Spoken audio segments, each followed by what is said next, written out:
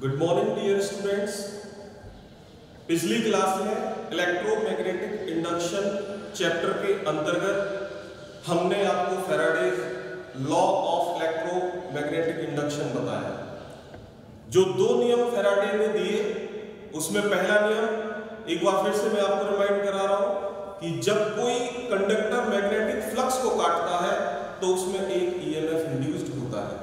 दूसरा नियम कि इंड्यूस्ड ईएमएफ सदैव फ्लक्स परिवर्तन की दर के समानुपाती होता है।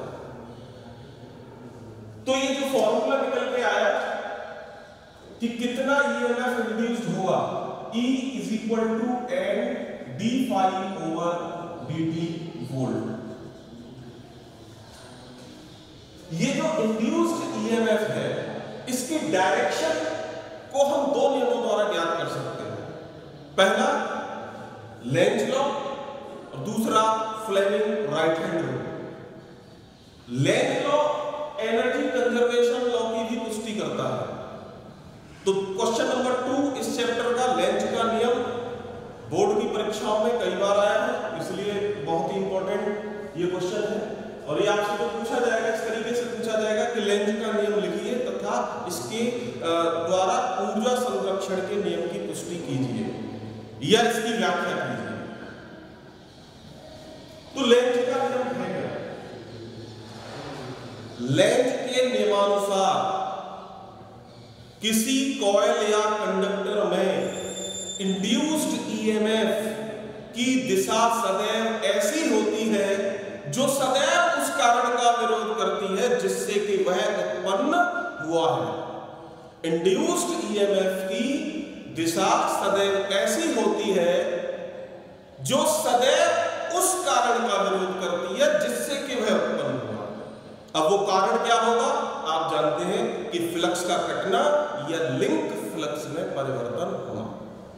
इन दोनों ही कारणों का विरोध करने के लिए विद्युत धारा प्रवाहित होती है ऐसी दिशा में।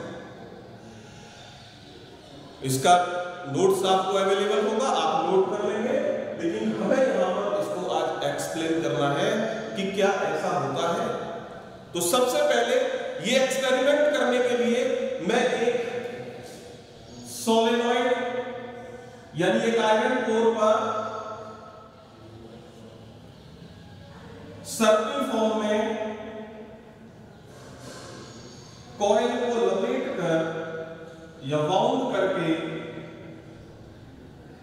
उससे एक गैल्वेनोमीटर विक्षेप मापी यानी जो धारा की दिशा को या उपस्थिति को प्रदर्शित करेगा, इस कॉइल के एक्रॉस में कनेक्ट कर देते हैं। और साथ ही इसके बराबर में एक बार मैग्नेट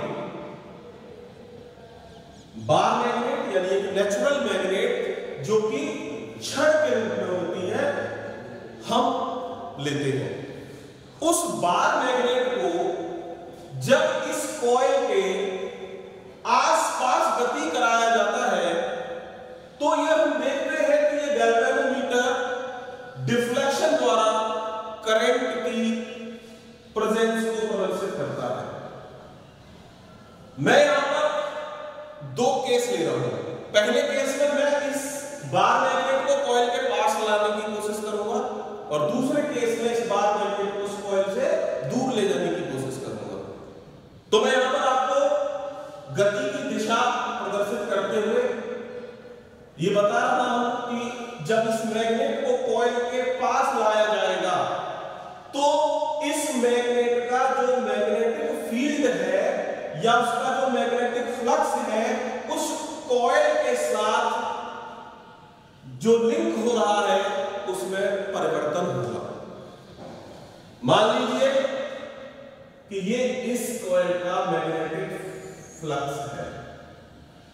आप जानते हैं कि magnetic flux number of magnetic line of forces को कहते हैं, यानी किसी चुंबकीय क्षेत्र में जितनी चुंबकीय बल रेखाएं होती हैं वह उसका चुंबकीय फ्लक्स होता है। तो जब हम इस मैग्नेट को इस कॉइल के पास लेके आएंगे तो इस मैग्नेट का ये जो फ्लक्स है इस कॉइल से लिंक होगा और जब हम इसको आगे बढ़ाएंगे तो लिंक होने वाले फ्लक्स में वृद्धि होगी, इंक्रीमेंट होगा। इट मींस फ्लक्स में परिवर्तन होगा। और जब फ्लक्स में परिवर्तन होगा तो फैराडे के फर्स्ट लॉ के अनुसार यानी इलेक्ट्रोमैग्नेटिक इंडक्शन लॉ के अनुसार इस कॉइल में एक ईएमएफ इंड्यूस्ड होगा, जिसको कि यहां पर गैल्वेनोमीटर प्रदर्शित करेगा डिफ्लेक्शन के द्वारा।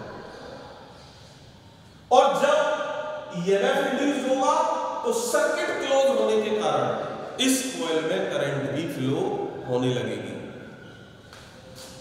मान लीजिए कि कॉइल को जब हम इस मैग्नेट को कॉइल के पास लेके आ रहे हैं तो उस समय ईएमएफ इस प्रकार से इंड्यूस्ड होगा कि कॉइल का मैग्नेट के पास वाला सिरा सदैव नॉर्थ बनेगा, यानी जो सिरा चुंबक का नॉर्थ है पास में तो वही सिरा कॉइल का भी बनेगा।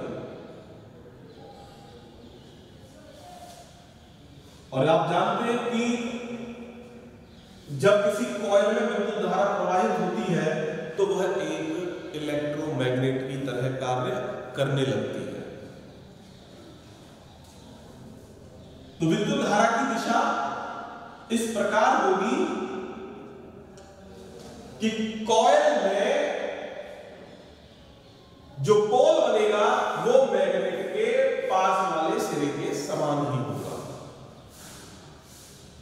अब आप जानते हैं कि समान पोल यानी समान ध्रुव एक दूसरे को सदैव प्रतिकर्षित करते हैं, रिपेल करते हैं, यानी दोनों के बीच में रिपल्शन का फोर्स होता है। तो मैं जब इस मैग्नेट को इसके पास लाने की कोशिश करूंगा तो इस इलेक्ट्रोमैग्नेट और इस बार मैग्नेट के बीच में एक फोर्स कार्य करेगा जो रिपल्शन का फोर्स होगा, यानी ये दोनों एक दूसरे को दूर भगाने की कोशिश करेंगे। जबकि मैं मैग्नेट को पास ला रहा हूं तो पास लाने के लिए मुझे इस बल के विरुद्ध एक कार्य करना पड़ेगा।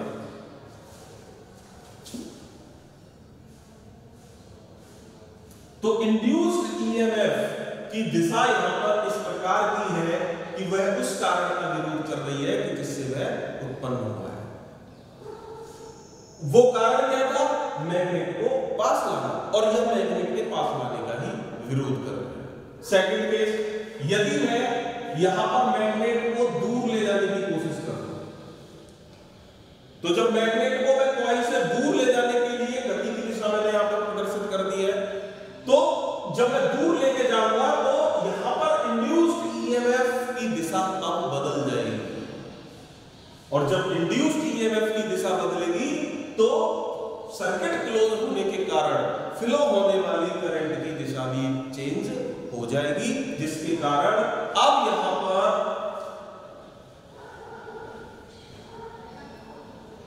आप देख सकते हैं कि यहां पर कॉइल में करंट की डायरेक्शन चेंज करके दोबारा से पोल्स को अरेंज कर रहा हूं।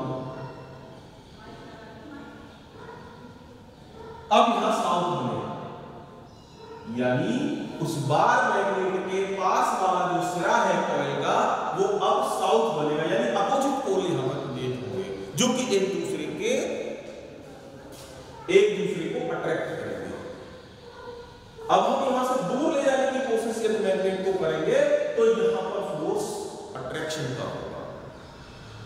तो आप समझ सकते हैं कि जब मैग्नेट को कॉइल से दूर ले जा रहे हैं तो दूर ले जाने का विरोध, जब पास लेके आ रहे हैं तो पास लाने का विरोध, यानी लेंज के नियम के अनुसार प्रेरित विद्युत वाहक बल सदैव उस कारण का विरोध करता है जिससे वह उत्पन्न हुआ है। और आप जानते हैं कि मैग्नेट को हम पास ला करके या दूर ले जा करके सिर्फ क्या कर रहे हैं, उस कॉइल से लिंक होने वाले फ्लक्स में परिवर्तन कर रहे हैं। पास ला रहे हैं तो फ्लक्स में वृद्धि हो रही है, दूर ले जा रहे हैं तो फ्लक्स में कमी हो रही है, और फ्लक्स का कमी और वृद्धि दोनों का ही विरोध हो रहा है, जबकि इसी के कारण यहां पर ये ईएमएफ इंड्यूस्ड हुआ है।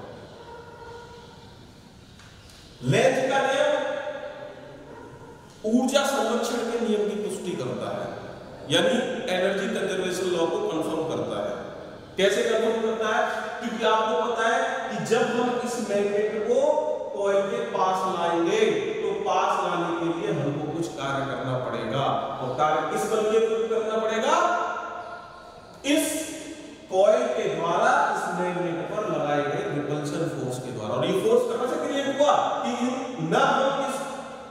ना हम इस मैग्नेट को कॉइल के पास लाते और ना ही इसमें कोई ईएमएफ इंड्यूस्ड होता और ना ही कोई करंट फ्लो होती और ना ही कोई फोर्स रिपल्शन का होता।